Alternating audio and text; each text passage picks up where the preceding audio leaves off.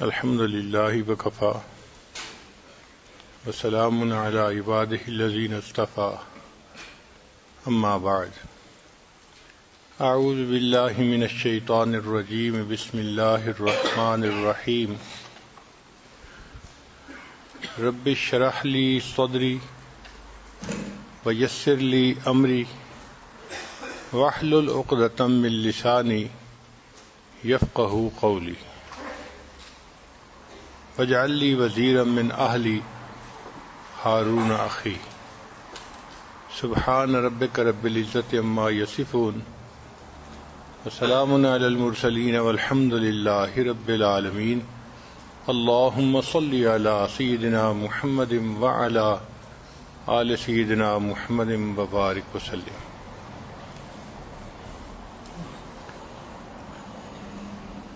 اللہ رب العزت نے ایمان والوں کے لیے مختلف رشتے بنائے ہیں۔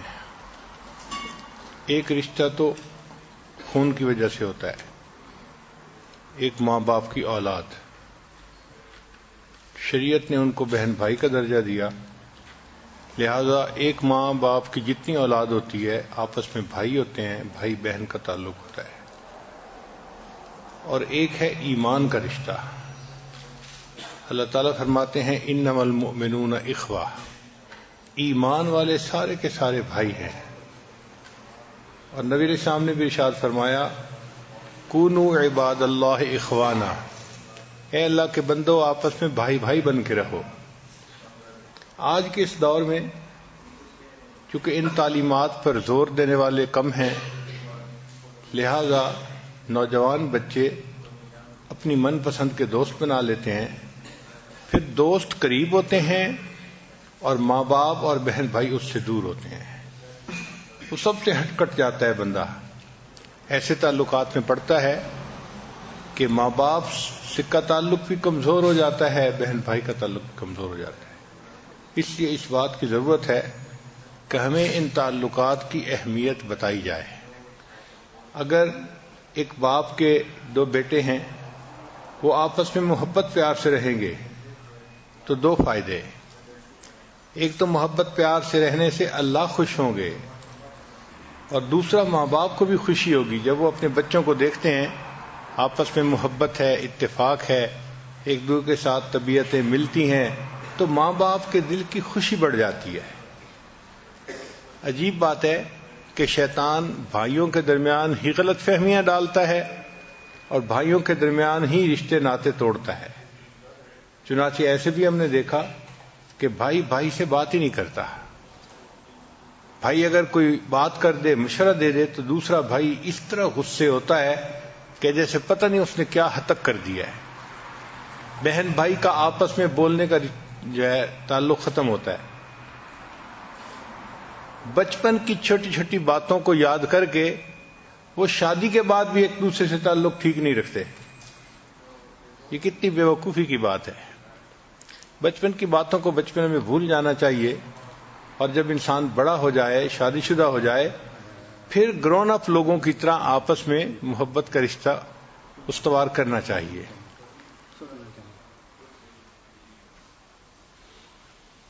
میرے دادا مرحوم جو تھے وہ دو بھائی تھے، ایک بڑے تھے ایک چھوٹے تھے۔ دونوں کی آپس میں دوستی مشہور تھی۔ لوگ ان کے بارے میں کہا کرتے تھے کہ یہ دوست پہلے ہیں، بھائی بعد میں ہیں۔ ہر جگہ پہ وہ اکٹھے ہوتے، اکٹھا کھانا کھاتے، اکٹھا بات چیت کرتے، کہیں جانا ہوتا تو اکٹھا، ہر وقت وہ جیسے بندے کے ساتھ سایہ لگا ہوتا ہے اس طرح وہ ایک دوسرے کے ساتھ لگے ہوتے تھے۔ ان کی دوستی مثال تھی لوگوں کے لیے، بہت محبت تھی آپس میں۔ جب ایک کوئی بات کر دیتا تھا تو دوسرا اس پر فوراً آمادہ ہو جاتا تھا۔ آپس میں ان کی کبھی تلخی نہیں ہوئی تھی، ہمیشہ محبت سے رہتے تھے، ایک دوسرے کے راز و نیاز کے ساتھی تھے، ہم نوالا ہم پیالہ تھے۔ چھوٹے بھائی جو تھے وہ حافظ قرآن تھے۔ اب حافظ قرآن کو منزل سنانے کے لیے کسی بندے کی ضرورت ہوتی ہے، تو چنانچہ وہ اپنے بڑے بھائی کو ہی منزل سناتے تھے۔ اتنی کثرت سے وہ قرآن پڑھتے تھے اور بڑے بھائی اتنی کثرت سے قرآن سنتے تھے کہ بڑے بھائی نے قرآن سن سن کے قرآن مجید کو یاد کر لیا تھا، تو آخری عمر میں دونوں بھائی حافظ بن گئے تھے۔ ان میں سے جو بڑے بھائی تھے وہ اکثر یہ کہا کرتے تھے کہ میری ایک وش ہے، تمنا ہے، اللہ اس کو پورا کر دے۔ لوگ پوچھتے جی کیا وش ہے؟ تو کہتے ہیں کہ بس جب میری موت آئے گی، میں بڑا ہوں، پہلے مجھے جانا ہے تو میرا جنازہ میرا چھوٹا بھائی پڑھائے، یہ میری بڑی تمنا ہے۔ چھوٹے بھائی ٹالتے کہ موت کا کس کو پتا، مگر بڑے بھائی پھر بھی اس کو کہتے تھے کہ دیکھنا میرا جنازہ آپ نے پڑھانا ہے۔ اللہ کی شان دیکھیں کہ مقدر ایسا کہ چھوٹے بھائی کی وفات پہلے ہوئی اور چھوٹے بھائی کا جنازہ بڑے بھائی نے پڑھایا، مگر لوگ ان کا نام لے کے ان کی مثالیں ایک دوسرے کو دیا کرتے تھے، سنایا کرتے تھے۔ ہم نے بھی اپنے والدین کی زبانی یہ واقعات سنے تو ہمیں محسوس ہوا کہ واقعی دو بھائیوں کے درمیان اگر محبت ہو تو اس سے صرف اللہ تعالیٰ ہی راضی نہیں ہوتے، اللہ کے بندے جو ماں باپ ہوتے ہیں ان کے دل کو بھی خوشی ہوتی ہے۔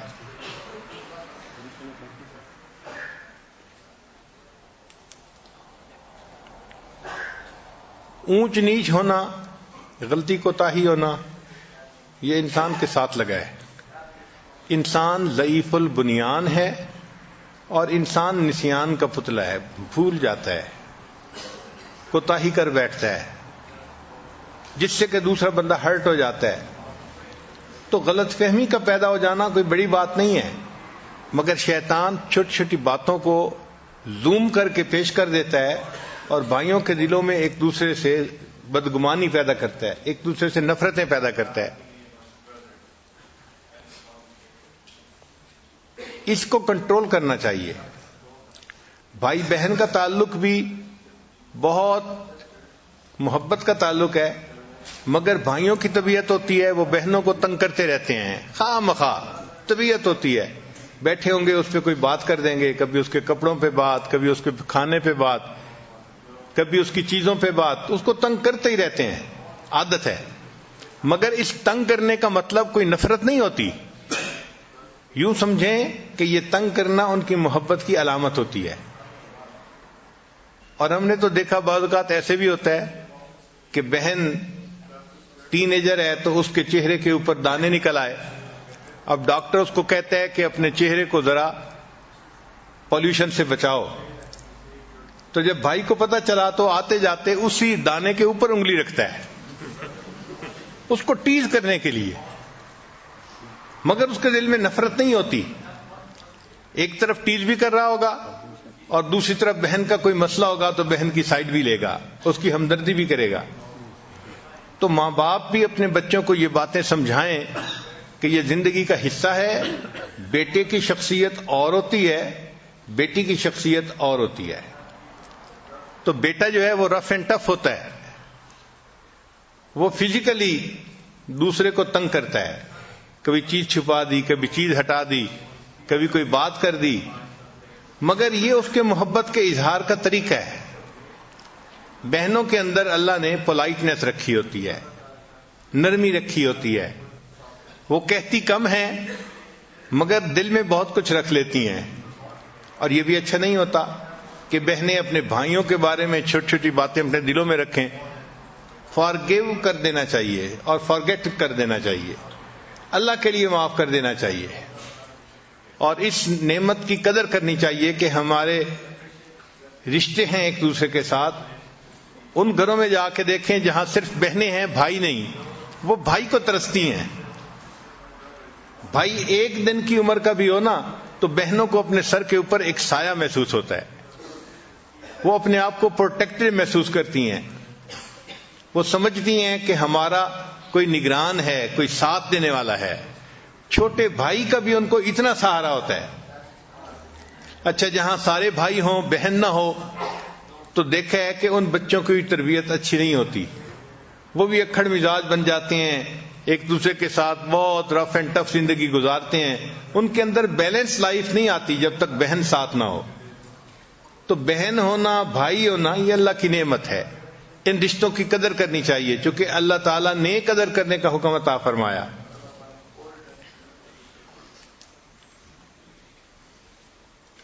حضرت یوسف علیہ السلام کے بھائی تھے، دیکھیں وہ ان سے حسد بھی کرتے تھے، اور انہوں نے ان کے ساتھ ایک ایسا معاملہ کیا جو یوسف علیہ السلام توقع بھی نہیں کرتے تھے، کہ چھوٹے بھائی کو ایک کنویں کے اندر پھینک دیا۔ حضرت یوسف علیہ السلام کے دل پہ کیا گزری ہوگی؟ چھوٹے بھائی کو تو بڑوں سے محبت کی توقع ہوتی ہے، ہمدردی کی توقع ہوتی ہے، یہاں بھائی اپنے ہاتھوں سے ان کو سمندر ایک کنویں کے اندر پھینک کے جا رہے ہیں۔ جب پھینک کے چلے گئے تو کہتے ہیں کہ رات آ گئی۔ اب یوسف علیہ السلام کی پریشانی اور بڑھ گئی، ایک تو کنویں کی تنہائی ہے اور دوسرا رات کا اندھیرا ہے، اور چھوٹا بچہ تو ویسے بھی جلدی ڈر جاتا ہے۔ ایک کنویں کے اندر کوئی اکیلا آدمی ہو اور رات آ جائے تو بڑی عمر کا مرد بھی خوف زدہ ہو جائے گا۔ تو یوسف علیہ السلام بہت زیادہ خوف زدہ ہو گئے کہ پتہ نہیں اب میرے ساتھ کیا بنے گا۔ ساری رات بہت غمزدہ حالت میں ان کی گزری۔ مفسرین نے لکھا ہے کہ جب صبح صادق کا وقت قریب ہوا تو تھوڑی سی روشنی آئی، تو کنویں کے اندر جو بہت زیادہ تاریکی تھی وہ کم ہو گئی۔ اس وقت یوسف علیہ السلام نے اللہ سے دعا مانگی، اے اللہ میرے اس کرب کو بھی کم کر دے، اور دنیا میں جو بھی کوئی پریشان ہے اس کی پریشانی کو کم کر دے۔ اللہ تعالیٰ نے حضرت یوسف علیہ السلام کی اس دعا کو قبول کر لیا، چنانچہ یہ ایسا وقت اللہ نے بنا دیا کہ ہر بندے کی پریشانی تہجد کے اس وقت میں کم ہو جاتی ہے۔ آپ غور کریں، گھر میں فوت ہو گیا کوئی، سارے لوگ رو رہے ہیں، سارے غمزدہ ہیں، لیکن جب رات تہجد کا وقت آئے گا نا، آپ دیکھیں وہ آرام سے سوئے پڑے ہوں گے، تو ان کا کرب کم ہو جاتا ہے، اس وقت میں پریشانی کم ہو جاتی ہے۔ مریض کو دیکھیں ہاسپٹل میں سارا دن بے چین ہوگا، جیسے تہجد کا وقت ہوگا تو بے چینی کم ہو جائے گی، طبیعت سنبھل جائے گی، صبح کے وقت اس کی جو ریڈنگز ہیں وہ ذرا مناسب ہو جاتی ہیں۔ تو یوسف علیہ السلام کی دعا دنیا کے ہر انسان کے حق میں قبول ہو گئی، وہ اللہ نے وقت ہی ایسا بنا دیا۔ ہم نے دیکھا ہے شادی کے موقع پہ کئی مرتبہ نوجوان بچے بچیاں، وہ جی آج تو ہم ساری رات جاگیں گے، آج تو چاند رات ہے، ساری رات جاگیں گے، خوب ادھم ہوتا ہے، ایک دوسرے سے بات چیت، کھانا پینا، لیکن ہم نے دیکھا کہ جب تہجد کا وقت ہوتا ہے سب سوئے پڑے ہوتے ہیں، کوئی صوفے پہ پڑا ہے، کوئی نیچے رگ کے اوپر لیٹا ہوا ہے، کوئی بستر پہ لیٹا ہوا ہے۔ اس وقت میں ایسا سکون آتا ہے کہ سب کو نیند کی آغوش میں چلے جاتے ہیں۔ تو یہ یوسف علیہ السلام کی دعا تھی جو ہر پریشان بندے کے حق میں اللہ نے قبول فرما لی۔ اب اس پر کچھ ریسرچ ہے یونیورسٹیز کی کہ how you can be a good brother, آپ ایک اچھے بھائی کیسے بن سکتے ہیں۔ پہلا پوائنٹ ہے be respectful towards each other, کہ آپ ایک دوسرے کے ساتھ ریسپیکٹفلی برتاؤ کریں، بھائی بھائی کے ساتھ ریسپیکٹ کا معاملہ کرے، بھائی بہن کے ساتھ، بہن بھائی کے ساتھ ایک دوسرے کے ساتھ عزت کا معاملہ کریں، عزت کا نام لیں، عزت سے پکاریں، عزت سے پیش آئیں۔ جیسے لو بگیٹس لو، اسی طرح ریسپیکٹ بگیٹس لو، ریسپیکٹ، جو انسان دوسرے کی عزت کرتا ہے اس کو بھی عزت ملتی ہے۔ پھر دوسرا پوائنٹ ہے کہ ایک اچھے بھائی کو چاہیے کہ اسکول میں اچھے گریڈ لے تاکہ ماں باپ کا دل بھی خوش ہو اور بہن بھائیوں کو بھی اس سے خوشی ہو۔ اگر ایک بھائی اچھے گریڈ لے تو دوسرے بھائی کو اس سے خوشی ہوتی ہے، بہن کو خوشی ہوتی ہے۔ چنانچہ بہنیں اپنے سرکل میں اپنے بھائی کی اچیومنٹس بتاتی ہیں، میرے بھائی نے اتنے نمبر حاصل کر لیے۔ بھائی اپنے بھائی کی اچیومنٹ دوسرے دوستوں کو بتاتا ہے۔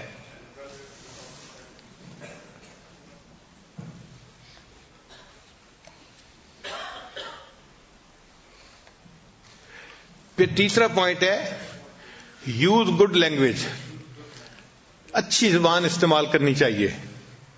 کئی مرتبہ انسان محبت دکھانے کے لیے نک نیم زیادہ پکارتا ہے یا ایسا نام کہ دوسرا چڑ جائے، ایسا نہیں کرنا چاہیے، بلکہ وہ نام پکارنا چاہیے کہ جس نام کو سن کے دوسرے بندے کے دل میں خوشی آ جائے۔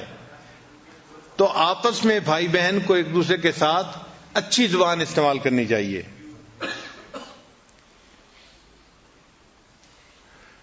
پھر بھائی کی ذمہ داری بنتی ہے کہ اوائڈ وائلنس. بھائی چونکہ اسٹرانگ ہوتے ہیں بہنوں کی نسبت، تو وہ کئی مرتبہ اپنی اسٹرینتھ کو ایبیوز کرتے ہیں. ہاتھ مروڑ دیا، انگلی مروڑ دی، چٹکی کاٹ لی، اس قسم کی حرکتیں کرتے ہیں جس سے کہ فزیکلی دوسرے بندے کو پریشانی ہوتی ہے. یا چھوٹے بھائی کو جو ہے وہ اس طرح کا کوئی مسئلہ کر دیا، تو بھائی کی یہ ڈیوٹی بنتی ہے کہ وہ اپنی اسٹرینتھ کو ایبیوز نہ کرے، اس کو غلط استعمال نہ کرے.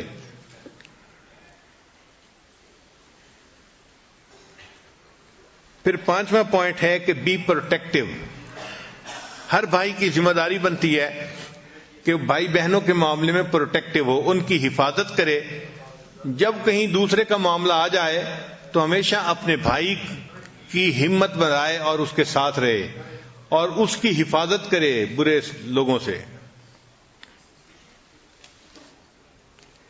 اس پر بھی بہت ریسرچ کی گئی کہ ایک بہن اپنے بھائی سے کیا لفظ سننا چاہتی ہے، اور کئی ہزار نوجوان بچیوں سے انٹرویو کیا گیا کہ آپ لوگ کیا چاہتی ہیں کہ آپ کا بھائی کیا لفظ آپ کے سامنے بولے.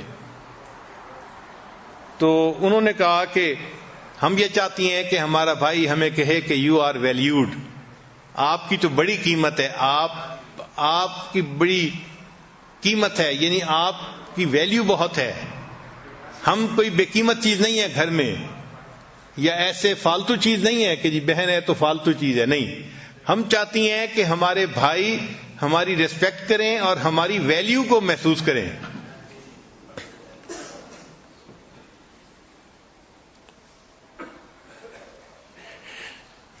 پھر یو آر اسمارٹ. پھر بعض بچیوں نے کہا کہ ہم یہ سننا چاہتی ہیں کہ ہمارے بھائی کہیں کہ یو آر پروٹیکٹڈ، یعنی تم محفوظ ہو، تم کوئی غم فکر نہ کرو، میں تمہارے ساتھ ہوں. تو اس سے ہمارے دلوں کو سکون ملتا ہے، تسلی ملتی ہے.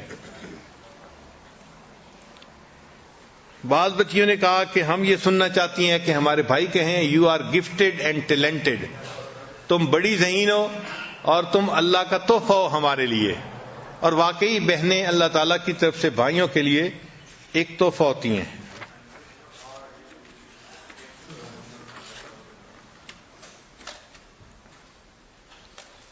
بعض بچیوں نے کہا کہ ہم اپنے بھائیوں سے یہ لفظ سننا چاہتی ہیں کہ یو آر لوڈ، کہ مجھے تم سے بہت محبت ہے. یہ محبت کوئی شیطانی نفسانی نہیں ہوتی، یہ بہن بھائی کی ایک پاکیزہ محبت ہے جس کو شریعت نے تسلیم کیا ہے.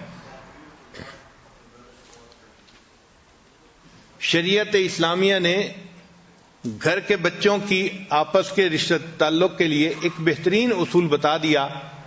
یوں سمجھیں کہ سمندر کو کوزے میں بند کر دیا.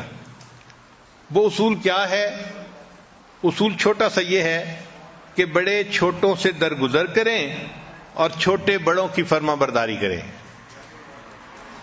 نبی السلام نے فرمایا وہ بندہ ہم میں سے ہی نہیں، ملم یرحم صغیرنا ولم یوقر کبیرنا، جو چھوٹوں پہ رحم نہیں کھاتا اور جو چھوٹا اپنے بڑوں کا احترام نہیں کرتا وہ ہم میں سے ہی نہیں ہے، یعنی مسلمان ہی نہیں، امت میں سے ہی نہیں ہے. آپ سوچیں کتنی اہمیت ہے اس بات کی کہ چھوٹے اپنے بڑوں کا احترام کریں. شریعت نے کہا کہ بڑے بھائی کا احترام باپ کی مانند کرنا چاہیے. جس طرح اپنے والد کا احترام کیا جاتا ہے، چھوٹے بہن بھائیوں کو بڑے بھائی کا احترام اپنے والد کی طرح کرنا چاہیے. اور بڑے بھائی کو اپنے چھوٹے بہن بھائیوں کا خیال اس طرح رکھنا چاہیے جس طرح باپ اپنے بچوں کا خیال رکھتا ہے.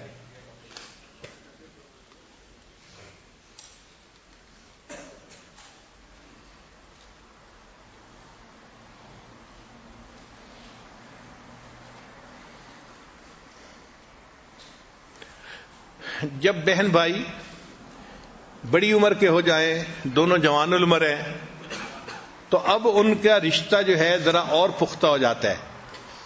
تو جوان العمر بہن بھائی کے درمیان کے ریلیشن شپ کے بارے میں چند باتیں. لیٹ گو آف سلی چائلڈ ہوڈ ہرٹس. چھوٹے ہوتے ہوئے جو ایک دوسرے کو ہرٹ کیا تھا نا، ان باتوں کو بھول جانا چاہیے، اور جوانی کی عمر میں، بڑی عمر میں ان باتوں کو یاد نہیں کرنا چاہیے۔ پھر ایک خاص پوائنٹ کہ show up for each other big اور اسمال ایونٹ، ہر ایونٹ پر ایک دوسرے کے پاس جانا چاہیے۔ مثلا بھائی کا کوئی ایونٹ ہے تو بہن کو اس کے اوپر جانا چاہیے، اور بہن کی شادی ہوئی یا اس کا بچہ ہوا یا کوئی اور اس کا ایسا ایونٹ ہے تو بھائی کو جانا چاہیے۔ یعنی ایک دوسرے کے زندگی کے جو ایونٹس ہیں ان پہ ایبسنٹ نہیں رہنا چاہیے، جانا ضرور چاہیے، چاہے چھٹی لینی پڑے، چاہے سفر کرنا پڑے، چاہے مشکل اٹھانی پڑے، مگر اس کی اہمیت دل میں ہو کہ میرے بھائی کا خوشی کا ایونٹ ہے، میں نے اس میں شریک ہونا ہے، غم کا ایونٹ ہے، میں نے اس میں شریک ہونا ہے۔ تو شریعت نے کہا کہ ایک دوسرے کے غم اور خوشی کے ایونٹ پہ بہن بھائیوں کو شریک ہونا چاہیے۔ یہ نہ ہو کہ چھوٹی چھوٹی جو ہے وہ ایکسکیوزز بنا کے انسان ایک دوسرے سے فاصلہ دلوں میں پیدا کر لے۔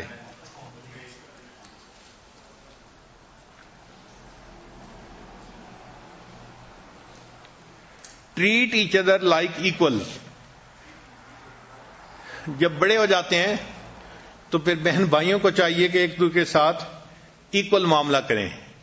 یہ نہیں ہے کہ بھائی کوئی بڑا سپیریئر ہستی ہے اور بہن جو ہے وہ بہت ہی کوئی گئی گزری چیز ہے، ایسی بات، ایسا تعلق نہیں رکھنا چاہیے۔ بہن کی بھی ریسپیکٹ ہو، بھائی کی بھی ریسپیکٹ ہو، دونوں ایک دوسرے کے ساتھ ایکویلٹی کے جو ہے وہ رتبے کے اوپر ایک دوسرے سے تعلق رکھیں۔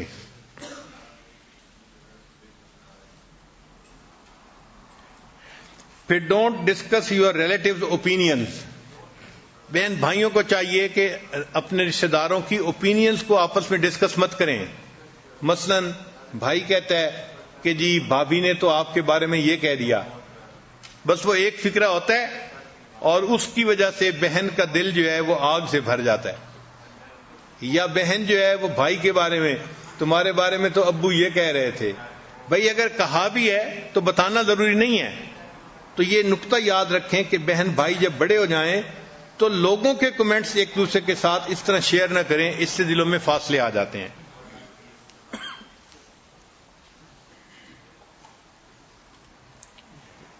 Don't make distance an excuse for being emotionally distant. ایک بہن کی شادی ایک شہر میں ہو گئی، بھائی دوسرے شہر میں ہے، اب کچھ ڈسٹینس تو ہے، لیکن اس ڈسٹینس کو ایموشنلی ایک دوسرے سے ڈسٹینس ہونے کا ایکسکیوز نہ بنائیں۔ جانا چاہیے ایک دوسرے کے پاس ملنے کے لیے، تعلق جوڑے رکھنا چاہیے ایک دوسرے کے ساتھ۔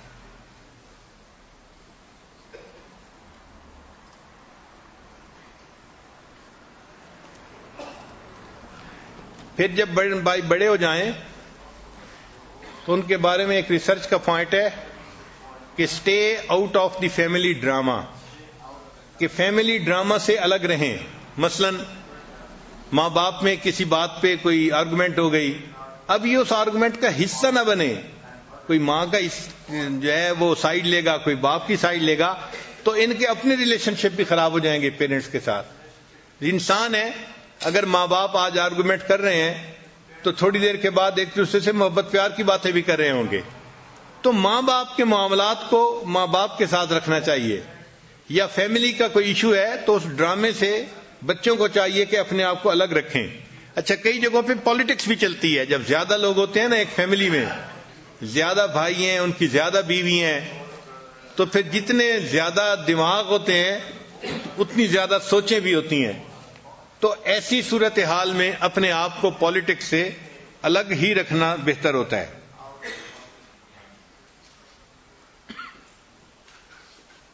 کوئی بھی معاملہ ہو تو والدین میں سے کسی ایک کی اوپن سائڈ نہ لیں، بلکہ دونوں سے محبت کا اظہار کریں، ان کو بتائیں کہ میرے لیے تو دونوں کی رسپیکٹ ضروری ہے، میرے دل میں دونوں کی محبت ہے، میں کیا کروں، میرے دل میں تو آپ دونوں کے ساتھ ایک تعلق ہے۔ وہ یہ فیل کریں کہ یہ کسی ایک سائڈ پہ نہیں بلکہ دونوں کے ساتھ اس بچے کا تعلق ہے۔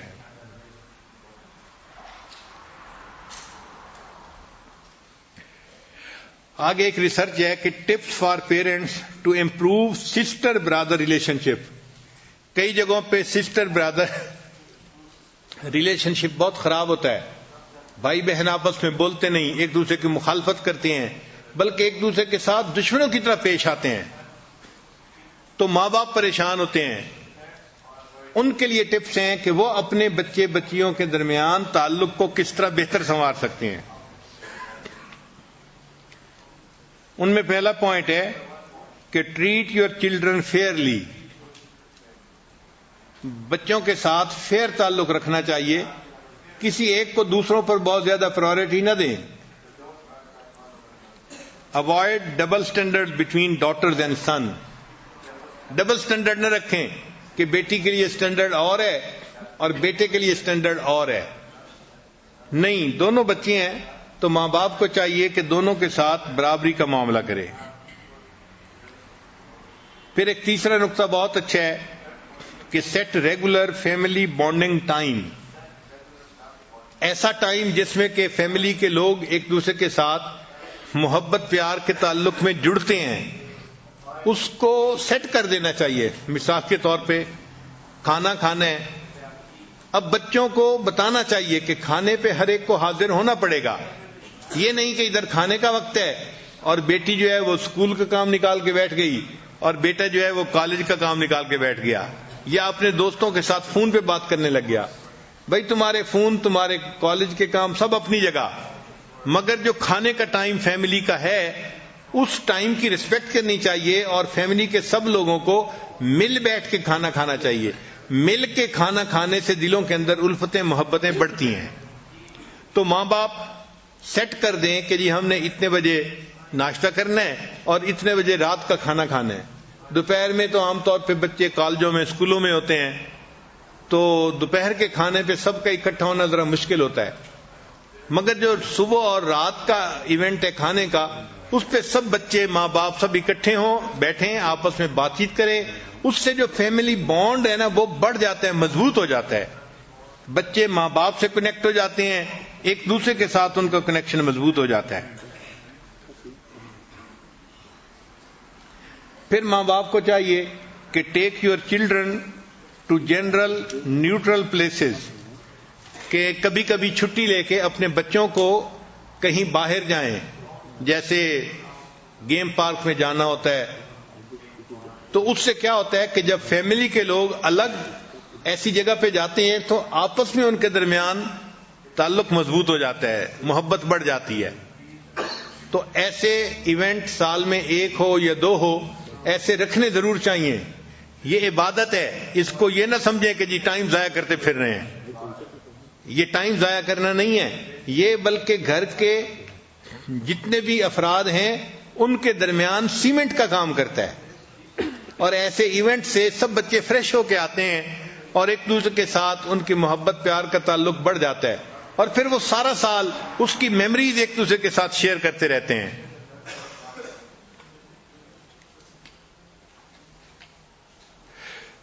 یا پھر کسی ایسی جگہ جس کو واٹر پارک کہتے ہیں یا کوئی اور ایسی جگہ جہاں پر بے حیائی نہیں ہے اور جا سکتے ہیں تو ایسی جگہوں پہ بچوں کو لے جانا یہ ماں باپ کی ذمہ داری ہوتی ہے.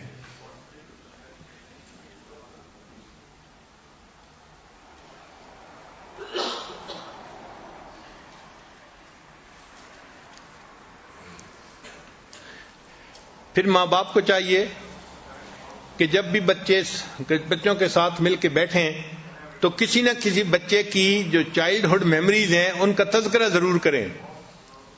بچپن کی باتوں کا تذکرہ کرنے سے بچوں کو اپنائیت محسوس ہوتی ہے اور وہ محسوس کرتے ہیں کہ ہماری فلاں بات کو یاد رکھا گیا.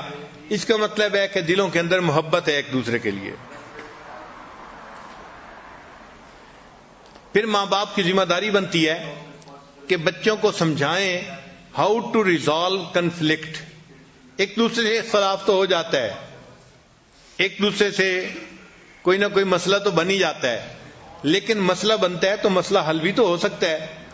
تو بچوں کو سمجھائیں کہ دیکھو بھائی ایسی طبیعت ہونی چاہیے کہ اگر کوئی مسئلہ ہو تو اس کو فوراً ریزالو کر لینا چاہیے. کچھ گیو ٹیک کا معاملہ کرنا چاہیے، کچھ منوا لیں کچھ مان لیں مگر صلح و صفائی کر لیں. بچوں کو سمجھائیں کہ دیکھو ون اور لوز کی سچویشن اچھی نہیں ہوتی. کہ ایک بندہ تو ون کر رہا ہے اور دوسرا لوز کر رہا ہے، وہ لوز کرنے والے کے ہارٹ برننگ رہتی ہے. تو بچے ایسی بات پہ آمادہ ہوں جو ون ون سچویشن ہے، دونوں کے لیے ون ون سچویشن ہو، تاکہ ان کی ہارٹ برننگ نہ ہو اور بچے ایک دوسرے سے قریب ہو جائیں. جب بھی کنفلکٹ سچویشن ہو تو ماں باپ کو چاہیے کہ کسی ایک بچے کی سائیڈ نہ لیں، بلکہ اس کنفلکٹ کو نیوٹرل ہو کر ریزالو کرنے کی کوشش کریں. اب اگلا ایک پوائنٹ بڑا اہم ہے. Why is it important to have a brother? بہنوں کے لیے یہ کیوں ضروری ہے کہ گھر میں بھائی بھی ہو؟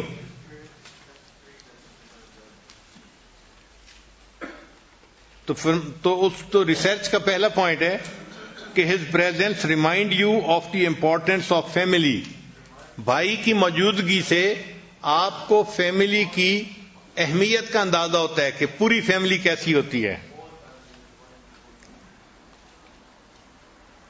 ہی will fight for you even if he is fighting with you.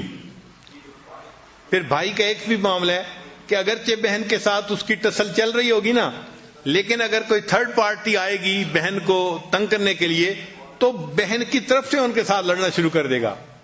تو بھائی بہن کی طرف سے لڑے گا اگرچہ بہن کے ساتھ اس کی اپنی فائٹ ہو رہی ہوگی. بھائی ہمیشہ اپنی بہنوں کی سائڈ لیا کرتے ہیں. پھر ایک پوائنٹ ہے کہ ہی ول ناٹ جج یو. وہ ججمنٹس نہیں کرتا اپنی بہن کی. پھر ایک اور پوائنٹ بھی ہے کہ جب شادیاں ہو جاتی ہیں تو brother loves sisters kids as they are his own children. بھائی اپنے بہنوں کے بچوں سے اس طرح محبت کرتے ہیں جس طرح کہ یہ اس کے اپنے بچے ہوتے ہیں. تو بھانجے بھانجیوں سے ایسی محبت ہوتی ہے جیسے اپنے بیٹے بیٹیوں سے محبت ہوتی ہے.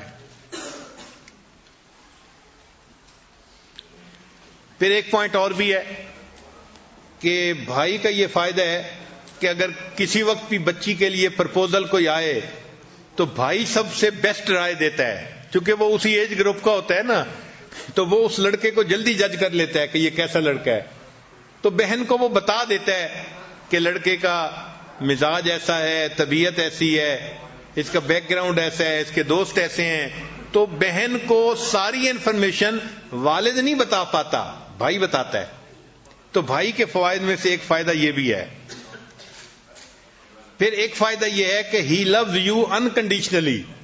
بھائی اپنی بہن سے بغیر کسی کنڈیشن سے محبت کرتا ہے، کیونکہ بھائی بہن کا رشتہ ہوتا ہے، اس وجہ سے. پھر ہی ول آلویز ڈیفینڈ یو. جب بہن پہ کوئی مسئلہ بنتا ہے تو ہم نے دیکھا کہ بھائی اپنی بہن کو ڈیفینڈ کرتا ہے. پھر ہی makes you look good in the eyes of parents. بھائی ہمیشہ یہ کوشش کرتا ہے کہ ماں باپ کی نظر میں بہن کی عزت قدر رہے. وہ ماں باپ کی نظر میں اس کو گرنے نہیں دیتا اپنی بہن کو. اپنے جھگڑے، اپنی لڑائیاں، اپنی باتیں ایک طرف، مگر ماں باپ کی نظر میں اپنی بہن کی عزت ہی رکھتا ہے.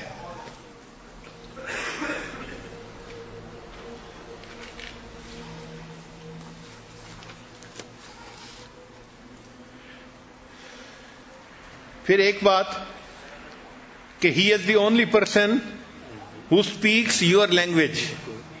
بھائی ہی وہ بندہ ہوتا ہے جو بہن کی زبان بولتا ہے. ایج گروپ ایک ہوتا ہے نا، اور زندگی اکٹھے ایک گھر میں گزری ہوتی ہے، تو وہ ایک دوسرے کی لینگویج کو جانتے ہیں.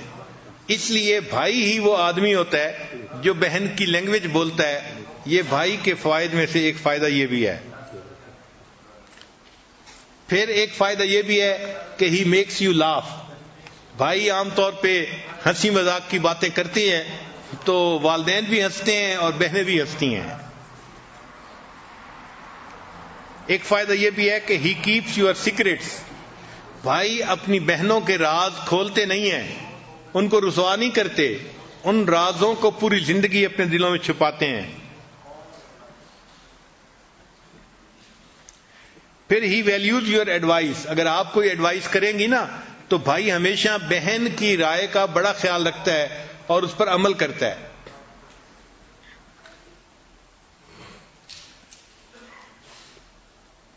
پھر اگر بہن کی بھائی کے ساتھ فرض کرو بات چیت ختم ہے تو you can pick up with your Brother any time of your life. یعنی اگرچہ بات چیت بند ہے، کسی بھی وقت اگر آپ اس سے سوری کر لیں گی تو بھائی جہاں سے تعلق ختم ہوا تھا وہیں سے دوبارہ پھر محبت کا تعلق شروع ہو جائے گا. اس کو پک اپ کرنے کے لیے ٹائم کی ضرورت نہیں ہوتی.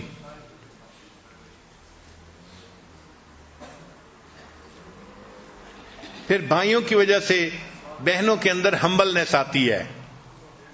وہ چونکہ صبر سے ان کے ساتھ ڈیل کرتی ہیں، ان کے کام کرتی ہیں، تو بچیوں کے اندر ہمبلنس، ان کے اندر جو ایگو ہوتی ہے نا وہ نارمل ہو جاتی ہے. وہ جو فخر ہوتا ہے، تکبر ہوتا ہے، وہ ٹوٹتا ہے، تو نفس جو ہے وہ سیدھا ہو جاتا ہے. پھر ایک 15واں فائدہ کہ he will go out of his way for you. بھائی اپنے بہن کے لیے آؤٹ آف دی وے جا کے اس کی ہیلپ کر سکتا ہے. تو اگر اپنے گھر کے بچوں کو یہ باتیں سکھائی جائیں گی تو بھائی بہنوں کا آپس میں تعلق بڑھے گا، محبت پیار سے رہیں گے، اور ماں باپ کے لیے وہ گھر جنت کی مانند ہوگا کہ گھر کے سب لوگ ایک دوسرے سے اس وقت محبت کی زندگی گزارنے والے ہیں. اللہ کی شان کہ یہ بھائی کا تعلق ایسا ہے کہ جب انسان پہ مشکل وقت آتا ہے اس کو بھائی یاد آتا ہے. جب انسان پہ مشکل وقت آتا ہے تو اس کو بھائی یاد آتا ہے. چنانچہ ایک پنجابی شاعر ہیں ہمارے، تو انہوں نے کہا کہ جس بندے کا باپ زندہ ہوتا ہے اس کا سر کورڈ ہوتا ہے، اور جس بندے کا بھائی زندہ ہوتا ہے اس کی پشت کورڈ ہوتی ہے. اس کو کوئی دشمن تکلیف نہیں پہنچا سکتا چونکہ بھائی موجود ہوتا ہے. تو مشکل میں بھائی یاد آتے ہیں. اب اس کے دلیل قرآن پاک سے دیکھیے.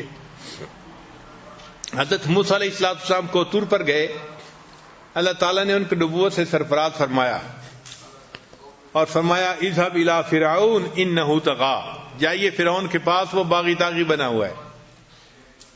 اب حضرت موسیٰ علیہ السلام کے ذہن میں یہ بات آئی کہ بچپن میں نے ایک انگارہ رکھ لیا تھا زبان پہ، تو میرا بولنا جو ہے نا وہ واضح نہیں ہے.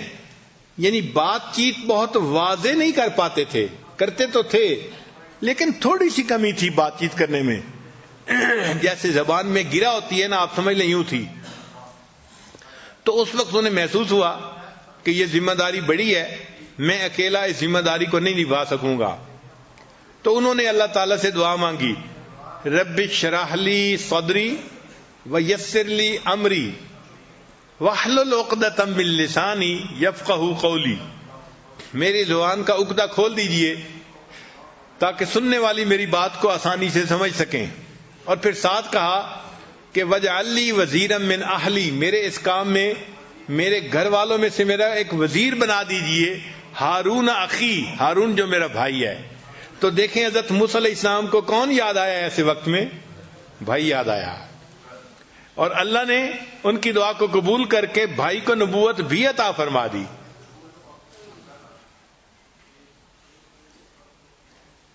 اچھا، انسان دنیا میں تو ایک دوسرے کو یاد کرتا ہے، یہیں تک نہیں، معاملہ اس سے بھی آگے ہے. چنانچہ قیامت کا دن ہوگا اور وہ سب سے زیادہ پریشانی کا دن ہوگا، سب سے زیادہ مصیبت کا دن ہوگا. اس سے بڑا پریشانی کا دن اور کوئی نہیں ہے.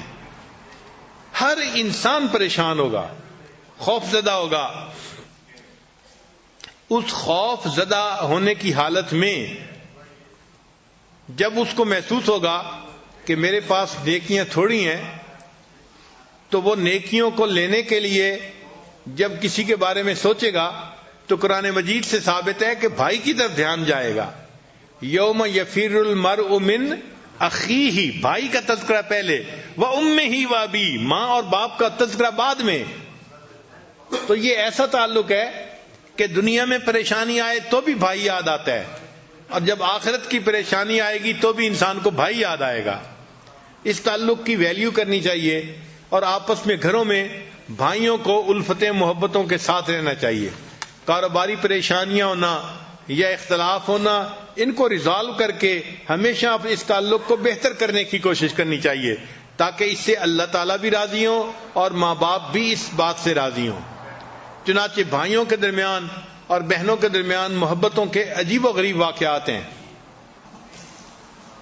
ایک واقعہ ہے دو بھائیوں کا، ایک بڑا تھا دوسرا چھوٹا تھا. تو بڑے بھائی کی شادی ہو گئی اور اس کے بچے بھی ہو گئے. چھوٹا بھائی ابھی اپنی جاب کر رہا تھا، اس کی شادی نہیں ہوئی تھی. ان کے والد فوت ہو گئے، تو والد کی زرعی زمین تھی، وہ ان دونوں بھائیوں نے آدھی آدھی تقسیم کر لی. جب آدھی آدھی تقسیم کر لی تو اب اس زمین کی فصل نکلی سال کے بعد جیسے نکلتی ہے. تو بڑے بھائی نے بھی اپنی فصل کو سمیٹا اور چھوٹے نے بھی سمیٹا. مگر جب رات آئی تو بڑے بھائی نے سوچا کہ میرے ساتھ بیٹے بھی ہیں اور وہ بھی ہیلپنگ ہینڈ بن جائیں گے 1 سال 2 سال میں، تو مجھے تو اتنے ضرورت نہیں ہے جتنی کہ میرے چھوٹے بھائی کو ہے. وہ اکیلا ہے بیچارہ، سنگل ہینڈڈ ہے، وہی ارن کرے گا، اسی نے محنت کی. تو کیوں نہ میں اپنے حصے میں سے کچھ گندم کی بوریاں اپنے دوسرے بھائی کو دے دوں. چنانچہ اس نے اپنی 5 بوریاں اٹھائیں اور اپنے چھوٹے بھائی کی زمین کے حصے میں جہاں بوریاں پڑی تھیں وہاں جا کے ڈال دی. اللہ کی شان، جب رات کا آخری حصہ آیا تو چھوٹے بھائی کے دل میں بھی یہی خیال آیا کہ ہم 2 بھائی ہیں اور ہماری زمین آدھی آدھی ہے، لیکن میں تو اکیلا ہوں، میری تو ضرورت اتنی نہیں ہے. میرا بڑا بھائی تو فیملی والا ہے، اس کے بچے ہیں، بیوی ہے، ذمہ داری زیادہ ہے، بوجھ زیادہ ہے. کیوں نہ میں اپنی گندم میں سے کچھ گندم اس کے حصے میں ڈال دوں تو اس کو فائدہ ہو جائے گا. چنانچہ اس نے بھی 5 بوریاں اٹھائیں اور بھائی کی بوریوں میں جا کے اس کو رات کو ڈال دیا.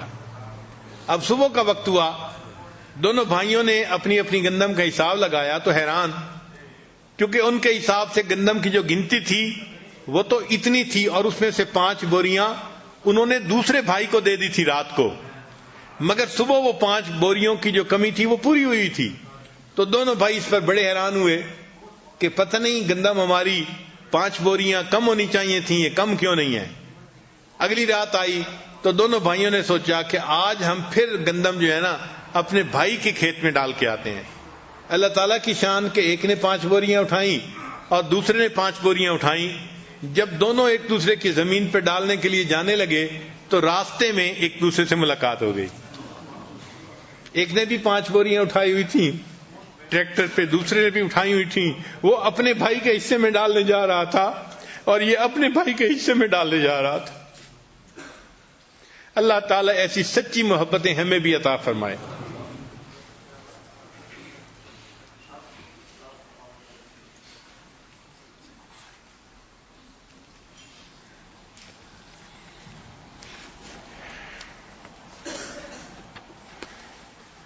اب ایک سٹوری بہن بھائی کے بارے میں.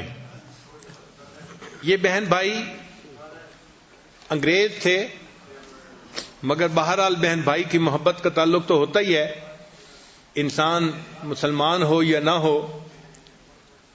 مگر یہ عجیب قصہ ہے کہ جس میں ایک بھائی نے اپنی بہن کے ساتھ کیسے وفا کی، کیسے تعلق کو نبھایا.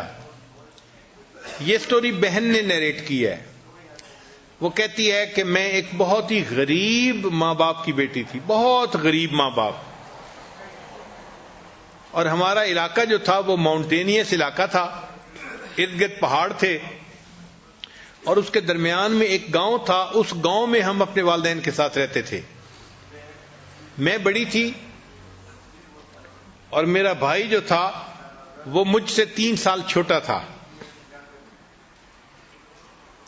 بہن بڑی تھی اور بھائی اس سے 3 سال چھوٹا تھا اور دونوں زندگی گزارتے تھے. کہنے لگی کہ میری عمر 11 سال کی تھی اور میرے بھائی کی عمر 8 سال کی تھی. ایک ایسا وقت آیا کہ جو گاؤں کا سٹور تھا نا، وہ سٹور کیپر ہینڈ کرچیف لے کے آیا جو سلک کے بنے ہوئے تھے اور بڑے خوبصورت ڈیزائن کے تھے. چنانچہ گاؤں کی ہر لڑکی کے ہاتھ میں وہ ہینڈ کرچیف تھا. جب میں نے دیکھا تو میرے دل میں بھی شوق ہوا کہ ایک ہینڈ کرچیف میں بھی خریدوں، لیکن میرے پاس 50 سینٹ تھے اور ہینڈ کرچیف کی قیمت جو تھی وہ $1 تھی، تو مجھے 50 سینٹ چاہیے تھے. اب میرے اندر جھجک ہوئی کہ میں اپنے ابو سے مانگوں، تو میں نے کیا کیا کہ جب اکیلی تھی تو والد کے ڈرائر سے 50 سینٹ میں نے چوری کر لیے، اور 50 سینٹ چوری کر کے میں نے $1 کا ہینڈ کرچیف خرید لیا. تو جب میں خرید کے لائی تو بھائی نے بھی دیکھا کہ نئی چیز خرید کے لائی ہے. اب میرے والد کے پاس زیادہ پیسے نہیں ہوتے تھے، چنانچہ اس نے جب اپنا ڈرائر کھولا تو اس نے فوراً فگر آؤٹ کر لیا کہ اس میں سے 50 سینٹ کسی نے چرائے ہیں. وہ کہتی ہے کہ میرے والد صاحب بڑے غصے میں انہوں نے ہم دونوں بہن بھائیوں کو بلایا اور بلا کے کہا کہ تم میں سے کس نے میرے 50 سینٹ چرائے ہیں. لڑکی کہتی ہے کہ یہ سن کے میری حالت تو ایسی کہ جیسے جسم میں خون ہی نہیں رہا، بالکل جیسے کوئی بے جان ہو جاتا ہے کہ بھئی میری چوری پکڑی گئی. میں بالکل خاموش کھڑی ہو گئی، رنگ پیلا ہو گیا. والد نے بھائی کو بھی بلا لیا اور بھائی کو بلا کے پوچھا کہ کیا تم نے میرے پیسے چرائے ہیں؟ اس نے کہا نہیں. اب دونوں خاموش تھے، بہن بھائی ہم، اور والد صاحب ناراض ہو رہے تھے اور کہہ رہے تھے کہ چوری کرنا بری عادت ہے، اور ابھی سے اگر تمہیں چوری کی عادت پڑ گئی تم اچھے انسان کیسے بنو گے، اور میں چوری کرنے والوں کو تو میں معافی نہیں دوں گا، میں اس کو پنش کروں گا، چونکہ یہ میں پسند نہیں کرتا کہ میرا بچہ کوئی چور بنے. اب والد جتنا ناراض ہو رہے تھے وہ کہنے لگی کہ میرا خوف اور زیادہ ہوتا جا رہا تھا. اس خوف کی حالت میں میرے چھوٹے بھائی نے میرے چہرے کی طرف دیکھا تو اس نے فگر آؤٹ کر لیا کہ یہ تماشا کیا باجی نے ہے، بڑی بہن نے ہے. اور اس نے میرا ہینڈ کرچیف بھی دیکھا تھا، وہ بتا بھی سکتا تھا کہ ہاں اس نے ایک نیا ہینڈ کرچیف خریدا ہے، مگر وہ چپ رہا. جب والد نے چند دفعہ پھر پوچھا کہ اگر تم نہیں بتاؤ گے کس نے پیسے اٹھائے تو میں دونوں کو پنش کروں گا. جب باپ نے یہ کہا نا کہ اگر کوئی نہیں بتائے گا تو میں دونوں کو پنشمنٹ دوں گا، تو کہنے لگے کہ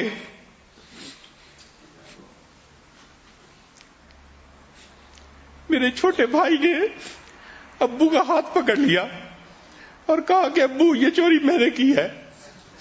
حالانکہ اس سے چوری نہیں کی تھی، مگر اس نے باپ کی زبان سے یہ سنا تھا کہ باپ کہہ رہا تھا کہ میں دونوں کو پنش کروں گا، اور وہ یہ نہیں چاہتا تھا کہ میری بہن کو پنش کیا جائے. جب اس نے اپنی زبان سے کہہ دیا کہ ابو یہ چوری میں نے کی ہے، اب والد کا سارا غصہ اسی کے اوپر اتر گیا.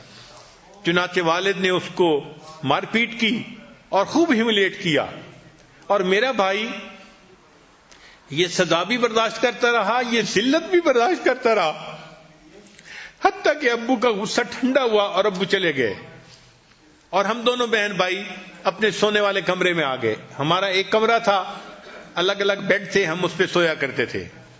ہم نے لائٹیں آف کر دیں اور ہم اپنے اپنے بیڈ پہ آ کے لیٹ گئے. وہ لڑکی کہتی ہے کہ لیکن میری آنکھوں سے نیند غائب تھی، مجھے گلٹ کا احساس تھا کہ قصور تو میرا ہے، اور مار میرے چھوٹے بھائی کو پڑی. میری آنکھوں سے آنسو رواں تھے، اور پھر مجھے یہ بھی احساس تھا کہ میں اتنی کمزور کیوں تھی کہ بھائی کو مار کھاتا ہوا تو میں نے دیکھ لیا، میں نے یہ نہیں بتایا کہ یہ کام میں نے کیا ہے. کہنے لگی کہ جب روتے روتے میرے آواز نکلنے لگی تو میرا چھوٹا بھائی اپنے بیڈ سے اٹھ کے آیا اندھیرے میں، اور اس نے آ کے میرے منہ پہ ہاتھ رکھ دیا اور میرا نام لے کے کہا کہ بہن یہ معاملہ اوور ہو چکا ہے، اب رو کے اس کو لمبا نہ کرو. یعنی جو مجھے سزا ملنی تھی وہ تو مل چکی، اب کیوں رو رہی ہو اور اس معاملے کو لمبا کر رہی ہو. وہ کہنے لگی کہ میں حیران تھی کہ یہ مجھ سے چھوٹا ہے اور اس کو میرا اتنا خیال ہے کہ یہ کہتا ہے کہ اب اس پہ افسوس کرنے کی بھی ضرورت نہیں ہے. اگر مجھے سزا مل گئی تو کوئی بات نہیں، میں نے سزا برداشت کر لی۔ وہ کہتی ہے کہ اس وقت میرے بھائی کی عمر 8 سال تھی اور میری عمر اس وقت 11 سال کی تھی۔ ہم دونوں اسکول میں پڑھتے تھے، ہم دونوں اچھے اسٹوڈنٹ تھے، محنت کرتے تھے، ہوم ورک کرتے تھے اور اچھے نمبر لیتے تھے۔ چنانچہ کئی سالوں کے بعد ایک ایسا دن آیا جب ہمارا رزلٹ گھر ہمارے پہنچا۔ رزلٹ بہت اچھا تھا، ہم نے A گریڈ لیے تھے۔ وہ کہتی ہے کہ میں اپنے کمرے سے باہر آئی تو میں نے دیکھا کہ ابو صحن میں بیٹھے ہیں اور ان کے چہرے پہ غم کی کیفیت ہے، جیسے کوئی بندہ سوچوں میں گرفتار ہوتا ہے، مغموم بیٹھا ہوتا ہے۔ میں حیران کہ ہمارے اتنے اچھے رزلٹ ابو کے ہاتھ میں آئے اور ابو ابھی بھی پریشان ہیں۔ تو کہنے لگی کہ تھوڑی دیر کے بعد ابو نے میری امی کو بلایا اور بلا کے کہا کہ دیکھو تمہارے بچوں کے رزلٹ بہت اچھے آئے ہیں۔ تو میری امی نے کہا ان کے اچھے رزلٹ کا کیا فائدہ جب تم ان کو اگلے انسٹیٹیوشن میں داخلہ ہی نہیں دلوا سکتے اور تعلیم کنٹینیو ہی نہیں کروا سکتے، تمہارے پاس تو پیسے ہی نہیں ہے۔ تو میرے ابو نے جواب دیا، ہاں میرے پاس اتنے پیسے تو ہیں کہ میں 2 میں سے 1 کو کالج میں داخلہ دلوا سکتا ہوں، مگر دوسرے کے لیے میں اپنے دوستوں کے پاس جاؤں گا اور ان سے پیسے ادھار لے لوں گا۔ چنانچہ یہ کہہ کے ابو میرے باہر نکلے اور جتنے گاؤں میں ان کے دوست تھے وہ سب کے دروازوں پر گئے، مگر گاؤں میں لوگوں کے پاس اتنے پیسے نہیں ہوتے، چنانچہ ابو خالی ہاتھ واپس آئے۔ جب خالی ہاتھ واپس آئے تو امی نے پوچھا کہ تمہیں تو کہیں سے قرضہ بھی نہیں ملا، اب بچوں کا کیا کرو گے؟ تو ابو نے کہا کہ بس میں 2 میں سے 1 کو داخل کروا دوں گا، چونکہ 1 کے داخلے کے پیسے میرے پاس موجود ہیں۔ کہنے لگے جب ابو نے یہ الفاظ کہے نا کہ میں 2 میں سے 1 کو کالج میں داخل کروا دوں گا تاکہ 1 اپنی تعلیم حاصل کر لے، تو میرا بھائی فوراً بولا ابو بہن کو آپ کالج میں داخل کروا دیں، وہ تعلیم حاصل کر لے گی تو اچھی جگہ اچھے گھر میں اس کا رشتہ ہو جائے گا۔ کہنے لگے اس پہ ابو کو غصہ آ گیا۔ وہ کہنے لگے کہ تم مرد ہو اور بجائے اس کے کہ تم تعلیم حاصل کرو اور کل کو اچھی کمائی کرنے والے بنو، تم پڑھائی سے جان چھڑا رہے ہو، تم سست انسان ہو، تم بہت بزدل انسان ہو۔ تو ابو نے اس کو ڈانٹنا شروع کر دیا۔ تو بھائی نے آگے سے جواب دیا ابو میں نے تو پڑھنا نہیں، ہاں بہن کو آپ داخلہ دلوائیں تاکہ وہ پڑھ سکے۔ اس کے کلیئر کٹ الفاظ کہنے پہ ابو کو اور غصہ آیا اور انہوں نے کہا اچھا میں دیکھتا ہوں صبح تم کیسے کالج میں داخل نہیں ہوتے۔ اب جب والد نے یہ ورڈ دے دیے کہ میں دیکھتا ہوں تم صبح کالج میں داخل کیسے نہیں ہوتے، تو وہ کہتی ہے کہ والد صاحب تو چلے گئے اور ہم بہن بھائی پھر کمرے میں آ کے اپنے اپنے بیڈ پہ لیٹ گئے۔ وہ کہتی ہے کہ مجھے نیند تو آ نہیں رہی تھی اور میں فیل کر رہی تھی کہ میرا بھائی جو ہے نا وہ بھی سو نہیں رہا، کوئی نہ کوئی ایکٹیویٹی ہے وہ کر رہا ہے، مجھے سمجھ نہیں لگ رہی تھی کہ یہ کر کے آ رہا ہے، اندھیرا تھا۔ کہنے لگے کہ جب صبح اٹھی تو مجھے اپنے سرہانے کے قریب پلو کے قریب ایک نوٹ لکھا ہوا ملا جو بھائی نے مجھے رکا لکھا تھا۔ اس میں اس نے لکھا تھا میں 17 سال کا ہو چکا ہوں اور اس قابل ہوں کہ میں مزدوری کر کے اپنا پیٹ پال سکتا ہوں، لہذا میں ہمیشہ کے لیے گھر چھوڑ کے جا رہا ہوں تاکہ ابو مجھے کالج میں داخل نہ کروا سکے اور انہیں مجبوراً تمہیں داخل کروانا پڑے۔ اور پھر مجھے نصیحت تھی کہ آپ میری بڑی بہن ہو، آپ دل لگا کے پڑھنا اور ایک اچھی تعلیم حاصل کرنا یونیورسٹی سے۔ اور اس نے جو کپڑے پہنے ہوئے تھے وہ انہی کپڑوں کے گھر چھوڑ کے چلا گیا تھا۔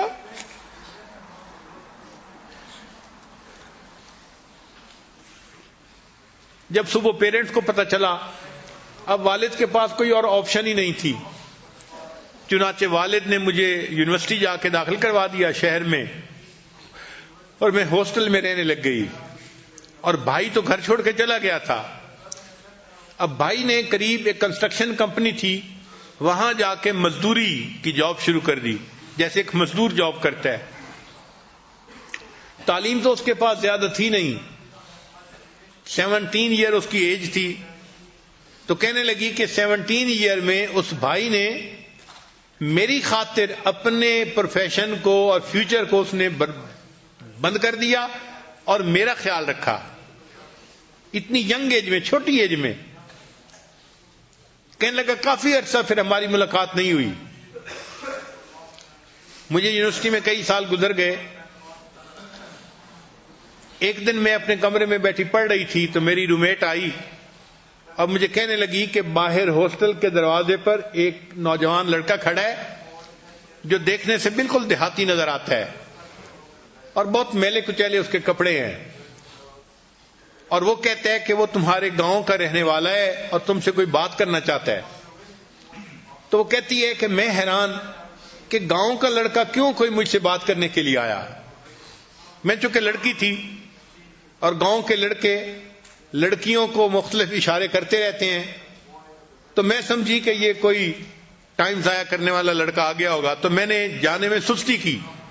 سخت سردی تھی اور آنے والا باہر دروازے کے اوپر سردی میں ٹھٹر رہا تھا, کھڑا ہوا تھا. پھر کافی دیر کے بعد مجھے احساس ہوا جو بھی ہے میں جا کے دیکھوں تو صحیح ہے کون. کہتی ہے میں جب ہاسٹل کے دروازے پہ آئی تو میں نے اپنے بھائی کو کھڑا ہوا دیکھا 3 سال کے بعد. وہ سردی سے ٹھٹر رہا تھا. تو میں نے اسے کہا کہ تم نے کیوں نہیں بتایا کہ تم میرے بھائی ہو. اس نے کہا دیکھو میرے کپڑوں کے اوپر مٹی لگی ہوئی ہے, سیمنٹ لگا ہوا ہے, کنکریٹ لگی ہوئی ہے, حال میرا برا ہے دیکھنے میں. اگر میں بتا دیتا کہ میں تمہارا بھائی ہوں تو تمہاری کلاس فیلوز کے درمیان تمہاری کیا عزت باقی رہتی. اس لیے میں نے صرف یہ کہا کہ میں تمہارے گاؤں کا بندہ ہوں. میں نے بھائی کا تعارف نہیں کروایا. وہ کہنے لگی کہ یہ سوچ کے میں نے بھائی کی طرف دیکھا اور میں نے اس کے کپڑوں سے یہ مٹی وغیرہ جھاڑنی شروع کی. وہ مجھے روک رہا تھا کہ یہ تو میری روز کی روٹین ہے, میں تو انہی کپڑوں میں زندگی گزارتا ہوں. اور میں کہیں سے سیمنٹ اتار رہی تھی, کہیں سے کنکریٹ اتار رہی تھی, کہیں سے ڈسٹ ہٹا رہی تھی. اور میں نے اسے کہا کہ مجھے کسی کی پرواہ نہیں, آپ کو بتانا چاہیے تھا کہ آپ میرے بھائی ہیں. کہنے لگی جب میں نے کچھ مٹی جھاڑ لی تو میرے بھائی نے اپنی جیب میں ہاتھ ڈالا. اس کی جیب میں ایک بٹر فلائی ہیئر کلپ تھا جو عورتیں اپنے لمبے بالوں کے لیے پیچھے لگاتی ہیں, اور بہت خوبصورت تھا. اس نے وہ ہیئر کلپ نکالا اور کہنے لگا کہ میرے پاس زیادہ بچت تو نہیں تھی, تھوڑے سے پیسے تھے جو بچے, ورنہ میں تو بہت ہی ہینڈ ٹو باؤتھ زندگی گزار رہا ہوں. یہ جو تھوڑے سے پیسے بچے تھے, میں نے تمہارے پاس آنا تھا تو میں نے سوچا کہ میں تمہارے لیے کوئی گفٹ لے کے آؤں. میں نے دیکھا ہے کہ گاؤں کی اکثر لڑکیاں یہ بٹر فلائی ہیئر کلپ جو ہے یہ لگائے پھرتی ہیں, تو میں تمہارے لیے بھی لے کے آیا ہوں. پھر اس نے وہ بٹر فلائی کلپ جو تھا وہ میرے سر کے جو ہے نا سر کے اوپر رکھا اور کہا کہ یہ تمہارے بالوں کے ساتھ بہت اچھا میچ کرے گا اور تمہیں بہت اچھا لگے گا. وہ کہتی ہے کہ بھائی کی اس محبت کو دیکھ کے مجھ سے نہ رہا گیا.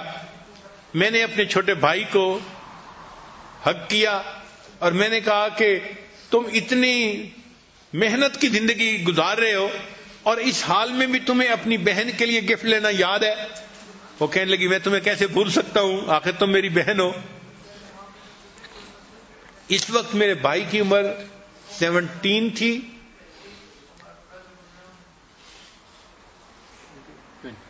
نہیں, بھائی کی عمر شاید 24 تھی اور بہن کی عمر اس وقت 27 ہو چکی تھی. یونیورسٹی کا ٹائم درمیان میں آ چکا تھا. وہ کہنے لگی کہ خیر میں نے بھائی کو پھر رخصت کیا تو اس نے مجھے تسلی دی جاتے ہوئے کہ خرچے کی طرف سے گھبرانا نہیں, جو بھی میرے پاس بچت ہوگی میں تمہیں بھیجوں گا. کچھ تمہیں ابو بھیج رہے ہیں اور کچھ میں تمہیں بھیجوں گا, اس سے تمہارے خرچے پورے ہو جائیں گے. لیکن تم اپنی تعلیم اچھی طرح حاصل کرنا. جس نے اپنی تعلیم کا راستہ بند کر دیا تھا وہ بہن کو نصیحت کر رہا ہے کہ تم اچھی تعلیم حاصل کرنا. کہنے لگی کہ وہ چلا گیا. پھر کچھ سال گزرے تو میری یونیورسٹی کی تعلیم مکمل ہو گئی. اب میرے پاس اچھی پرسنالٹی بھی تھی اور اچھی تعلیم بھی تھی. چنانچہ میرے لیے ایک بہت اچھا پرپوزل آیا. وہ لڑکا پڑھا لکھا بھی تھا اور اس کے اچھی ڈگریاں کی ہوئی تھی. اس کے ساتھ میری شادی ہو گئی. شادی کے بعد میرے خاوند کو میرے بھائی کی کمپنی میں ڈائریکٹر کی جاب مل گئی. تو جس کمپنی میں، کنسٹرکشن کمپنی میں اس کا بھائی کام کرتا تھا مزدور کے طور پہ، اسی کمپنی میں اس کا جو خاوند تھا وہ ڈائریکٹر آ کر لگ گیا. کہنے لگا کہ چند دنوں کے بعد میرے خاوند نے مجھ سے کہا کہ تمہارا بھائی بہت محنت والا کام کرتا ہے، تھکن والا کام کرتا ہے اور مشکل والا کام کرتا ہے. اگر تم اس سے پوچھ لو، اگر وہ چاہے تو میں اس کو سپروائزر کی سیٹ پر جو ہے وہ پروموٹ کر دیتا ہوں تاکہ اس کو زیادہ مشقت والا کام نہیں کرنا پڑے گا. تو بہن نے جب مجھ سے پوچھا، بہن کہتی ہے کہ جب میں نے بھائی سے پوچھا، اس نے بہت فرملی مجھے کہا کہ نہیں، مجھے پروموشن نہیں لینی، میں اسی پہ کام کرتا رہوں گا. میں خاموش ہو گئی. کچھ دنوں کے بعد میرا بھائی سیڑھے کے اوپر چڑھ کر کوئی بجلی کا کام کر رہا تھا. اس کو کوئی بجلی کا جھٹکا لگا اور وہ کافی اونچائی سے نیچے گرا. اس کی لیگ کے اوپر ایک بڑا زخم بھی آیا اور وہ بے ہوش بھی ہو گیا. چنانچہ اس کو ایمرجنسی میں ہاسپٹل میں پہنچا دیا گیا. جب ہمیں اطلاع ملی تو میں اپنے خاوند کے ساتھ اس کی توا پرسی کے لیے ہاسپٹل گئی. تو کہتی ہے کہ اس دوران میرے خاوند نے پھر ٹاپک چھیڑا کہ اس کو کیا ضرورت ہے یہ مشکل کام کرنے کی، میں اس کو پروموٹ کر دیتا ہوں سپروائزر کے طور پہ تو اس کا کام آسان ہو جائے گا. تو میں نے پھر بھائی سے کہا کہ بھائی آپ کیوں جو ہے پروموشن کو نہیں لینا چاہتے؟ تو کہنے لگے، اس نے بڑا سنجیدہ منہ بنا کر کہا کہ دیکھو تمہارا خاوند ابھی ڈائریکٹر بنا ہے، اگر یہ ایک ان پڑھ لڑکے کو سپروائزر بنا دے گا تو کمپنی میں اس کی عزت کیا رہے گی؟ تو تمہارے خاوند کی عزت کی وجہ سے میں پروموشن نہیں چاہتا، میں جیسا ہوں ویسا ہے. وہ کہتی ہے کہ میں اپنے بھائی کی طرف دیکھ کر حیران ہو رہی تھی کہ اتنا اس کو اپنے بہن کا احساس ہے کہ بہن کے خاوند کی بھی عزت کہیں خراب نہ ہو، اور یہ خود تنگی کی زندگی گزارنے کے اوپر راضی ہے. زندگی کا وقت گزرتا رہا، حتیٰ کہ جب میرا بھائی 30 سال کا ہو گیا تو اس نے گاؤں کی ایک لڑکی سے شادی کی. اب شادی کی مجلس میں سب گاؤں کے لوگ آئے ہوئے تھے، رشتہ دار آئے ہوئے تھے. جب محفل بھرپور تھی تو جو ایک ایونٹ ڈیل کرنے والا بندہ ہے، چیف جو بندہ تھا نا، آرگنائزر جو شادی کے ایونٹ کو آرگنائز کر رہا تھا، کہنے لگے کہ اس نے میرے بھائی کو دیکھا کہ وہ دلہا بنا ہوا ہے اور دلہن بھی آئے اور سارے لوگ اس طرح ساتھ ہیں اور سب اچھے موڈ میں ہیں. تو اس نے اچانک میرے بھائی سے سوال کیا کہ اچھا یہ بتاؤ دنیا میں تمہیں سب سے زیادہ محبت کس سے ہے؟ اچانک اس نے سوال کر دیا. وہ کہتی ہے کہ یہ ان ایکسپیکٹڈ کوسچن تھا، کوئی سوچ بھی نہیں سکتا تھا کہ اس ماحول میں اچانک کوئی کوسچن پوچھے گا. تو جیسے ہی اس نے کوسچن پوچھا تو میرے بھائی نے جواب دیا، مجھے سب سے زیادہ محبت اپنی بہن سے ہے. تو اس چیف آرگنائزر نے پوچھا کہ تمہیں اپنی بہن سے محبت کیوں ہے؟ تو بھائی نے واقعہ سنایا. کہنے لگا کہ ہم چھوٹے تھے اور ہمارا گھر ایک شہر میں تھا، ایک ولیج میں تھا، اور ہمارا سکول دوسرے ولیج میں تھا، اور ہم پیدل اپنے سکول روزانہ جایا کرتے تھے. ہمیں جانے اور آنے میں 2 گھنٹے لگتے تھے، یعنی گھنٹہ جانے میں اور گھنٹہ واپس آنے میں لگا کرتا تھا. تو کہتی ہے کہ ایک دن ایسا ہوا کہ میرے بھائی کا ایک گلو جو تھا وہ کہیں گم ہو گیا. اب یہ لڑکا نیریٹ کر رہا ہے کہ میرا ایک گلو کہیں گم ہو گیا، ہم سکول سے واپس آ رہے تھے تو میں نے دیکھا کہ بہن نے اپنا گلو اتار کر مجھے دے دیا کہ بھائی آپ یہ گلو پہن لو. میں نے کہا کہ سردی تو سب کے لیے ایک جیسی ہے، آپ کو بھی تو لگ رہی ہے. اس نے کہا کوئی نہیں، میں اپنی جیب میں اپنا ہاتھ چھپا لوں گی. چنانچہ میں نے اپنی بہن کا گلو لے کے پہن لیا. جب ہم گھر پہنچے اور ہم نے اپنے جو پیک کپڑے تھے وہ اتارے، گھر میں تو گرمی ہوتی ہے، مناسب ٹیمپریچر ہوتا ہے، تو وہ کہتے ہیں کہ میں نے اپنے بہن کے ہاتھ کو دیکھا وہ سرخ ہو چکا تھا، جیسے خون اس میں جم گیا ہے سردی کی وجہ سے، اور اس کے جو ناخن تھے وہ تقریباً نیلے ہو چکے تھے۔ اس وقت مجھے احساس ہوا کہ میری بہن نے جھوٹ کہا، مگر میری خاطر اس نے اتنی سردی کو برداشت کیا اور مجھے اس نے گلوز پہنا دیے۔ تو کہنے لگا کہ میں نے اس وقت دل میں یہ نیت کی تھی کہ جس بہن نے میری تکلیف کا اتنا خیال کیا ہے، میں پوری زندگی اس بہن کا خیال رکھوں گا، اس کی کیئر ٹیکنگ کروں گا۔ بھائی نے جب یہ واقعہ سنایا تو کہنے لگی کہ خوب تالیاں بجی، سارے گاؤں کے لوگ خوش تھے کہ اچھا تیری بہن اتنی اچھی کہ جس نے دستانے تجھے پہنا دیے اور تیری تکلیف کا خیال رکھا۔ تو کہنے لگی کہ سب لوگ تالیاں بجا رہے تھے اور میں رو رہی تھی، اور میرا رونا خوشی کے آنسو نہیں تھے، مجھے اس بات پہ رونا آ رہا تھا کہ یہ شادی کا موقع ہے۔ بھائی نے اس وقت میں بھی جو میں نے زندگی میں کوئی ایک اچھا کام کیا تھا اس کو تو پورے گاؤں کے اندر بتا دیا، لیکن اس نے میری زندگی میں میرا کتنا ساتھ دیا اور میری خاطر باپ کی پنشمنٹ برداشت کی اور ذلت برداشت کی اور غربت کی زندگی برداشت کی، یہ بات اس نے کسی کو نہیں بتائی۔ تو اللہ تعالیٰ نے مردوں کو بڑے دل دیے ہوتے ہیں۔ بھائی اپنی بہنوں کے لیے ہمیشہ اسی طرح ایکٹ کرتے ہیں جس طرح ایک باپ بیٹی کے لیے ایکٹ کرتا ہے۔ اللہ تعالیٰ ان رشتوں کو مضبوط بنائے اور ایسا ہمدردی کرنے والا، محبت کرنے والا، پروٹیکٹ کرنے والا، عزت دینے والا بھائی اللہ ہر بہن کو عطا فرمائے۔ وآخر دعوانا ان الحمد للہ رب العالمین۔ مراقبہ کر لیجیے۔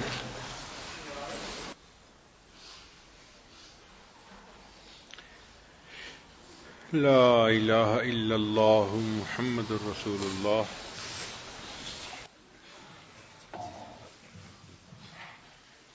اللهم صل على سيدنا محمد وعلى آل سيدنا محمد وبارك وسلم۔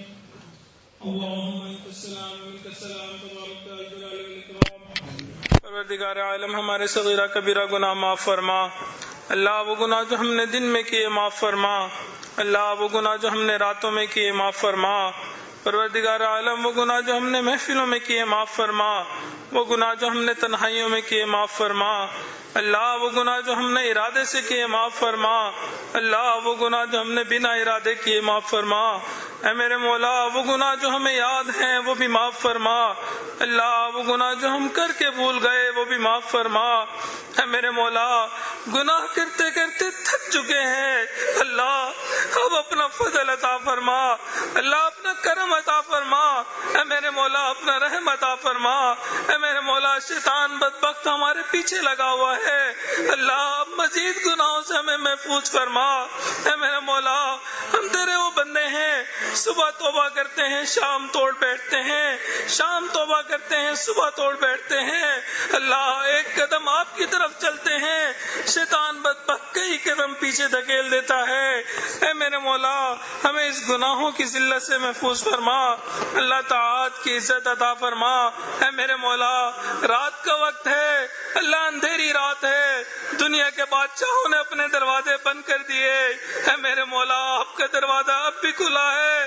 اللہ یہ فقیر آپ کے در کے سوالی ہیں، اللہ بڑی دیر سے آئے ہیں، بڑی دور سے آئے ہیں، اللہ آپ کو منانے کے لیے حاضر ہوئے ہیں۔ اے میرے مولا مان جائیے، اللہ مان جائیے، اللہ مان جائیے۔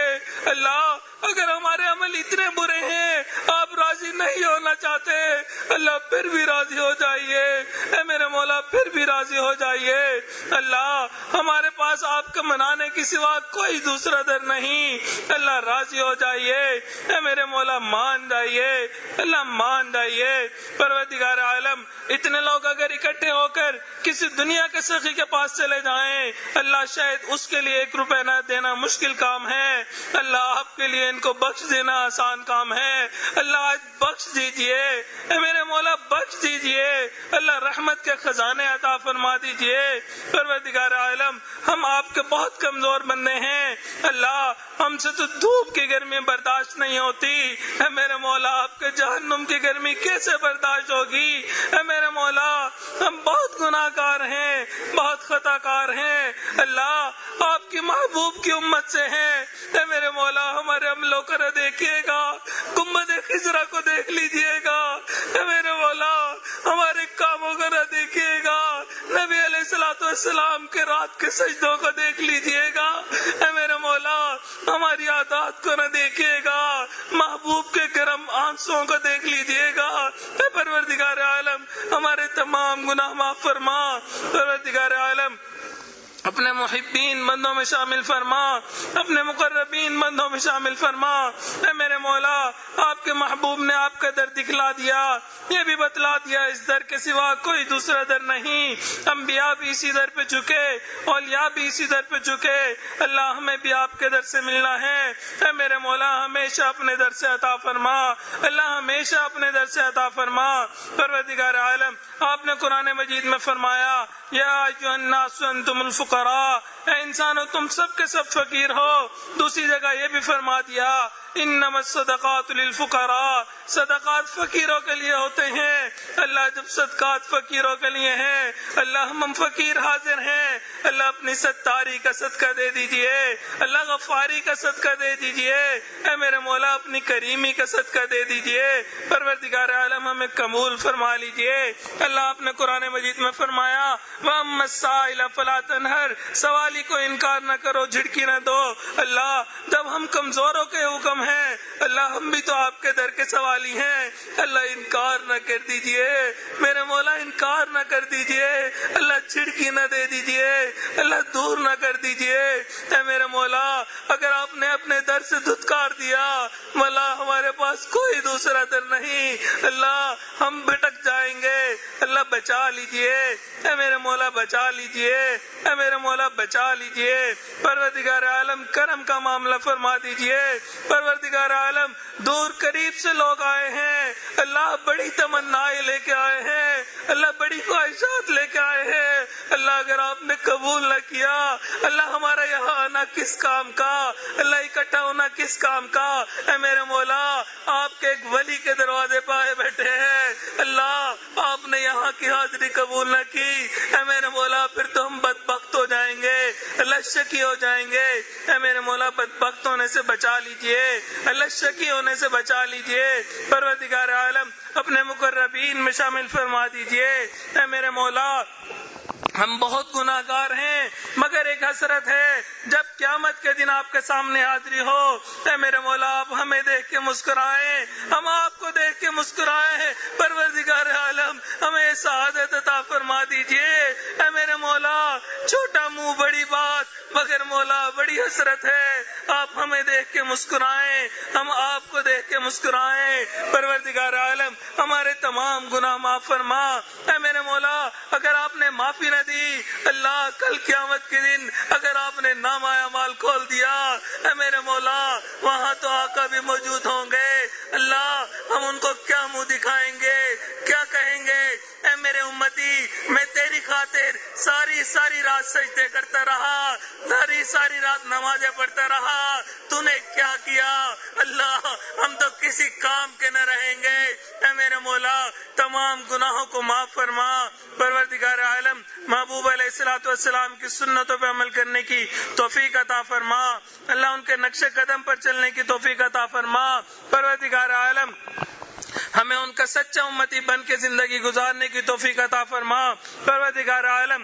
آپس میں گھر میں الفت محبت پیدا فرما، اللہ بہن بھائیوں کے درمیان محبت پیدا فرما، اللہ والدین اولاد کے درمیان محبت پیدا فرما، اللہ والدین کی خدمت کرنے کی توفیق عطا فرما، اللہ ایک دوسرے کے حقوق پورا کرنے کی توفیق عطا فرما، اللہ حقوق اللہ اور حقوق العباد پورا کرنے کی توفیق عطا فرما، اے میرے مولا جو نصیحتیں ہم نے سنی ان پہ عمل کرنے کی توفیق عطا فرما، پروردگار عالم جیسے بھی ہیں گناہ گار ہیں خطا کار ہیں مگر آپ کے در کے سوالی ہیں، اے میرے مولا ہمارے دلوں کی نیک تمناؤں کو پورا فرما، پروردگار عالم دور بیٹھی جو عورتیں ان دعاؤں پہ آمین کہہ رہی ہیں اللہ ان کی نیک تمناؤں کو پورا فرما، اے میرے مولا عورت کمزور ذات ہوتی ہے، اپنے دل کی بات کسی سے بیان بھی نہیں کر سکتی، اللہ ہم نے اس دنیا میں دیکھا اگر چل کے آ جائے لوگ قتل کے مقدمے معاف کر دیتے ہیں، اللہ یہ تیری بندیاں دور قریب سے چل کے آئی بیٹھی ہیں،